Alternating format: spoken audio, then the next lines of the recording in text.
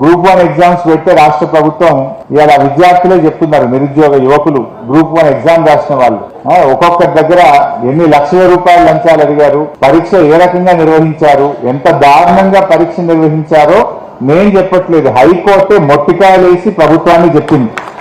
ఇంత నిర్లక్ష్యంగా గ్రూప్ 1 నిర్వహిస్తారా అని చెప్పి హైకోర్టు మొట్టికాయలు వేసినా ఇంకా ఈ ప్రభుత్వానికి బుద్ధి రాలేదు, సోయి రాలేదు.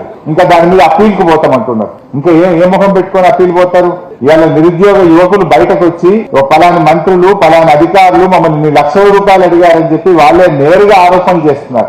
దాని మీద ఈ రోజు విచారణ జరపాల్సిన అవసరం ఉంది. అసలు ఎవరు ఈ అక్రమాలకు బాధ్యులు ఎవరో తేల్చాల్సినటువంటి బాధ్యత ప్రభుత్వం మీద ఉంది. నిజంగా తప్పు చేయకపోతే ముఖ్యమంత్రి వెంటనే దీని మీద సిట్టింగ్ జడ్జితో విచారణ జరపాలి, తప్పులు జరిగిన వారి మీద కఠిన చర్యలు తీసుకోవాలి, అవినీతికి పాల్పడిన వారిని వెంటనే శిక్షించాలి.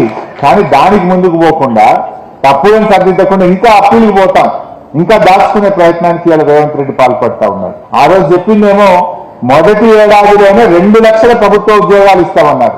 ఇప్పుడు 2 ఏళ్ళు అయింది కదా, మరి ఎక్కడ పోయినాయి 2 లక్షలు? ఫుల్ పేజ్ యాడ్స్ ఇచ్చింది అన్ని పేపర్లలో, ఏ పేపర్ చూసినా మొదటి సంవత్సరమే 2 లక్షల ఉద్యోగాలు. రేవంత్ రెడ్డి నమ్మటట్లేదని ఢిల్లీకి రాహుల్ గాంధీని తెచ్చి అశోక్ నగర్ సెంట్రల్ లైబ్రరీలో కూర్చోబెట్టి ఆయనతో చెప్పించే ప్రయత్నం చేశారు. ఇది నా మాట, ఇది గాంధీ మాట అన్నాడు.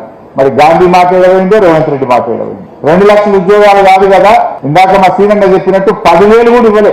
అన్ని కేసీఆర్ గారు. ఇప్పుడు 20,000 పోలీస్ కానిస్టేబుల్ ఉద్యోగాలు.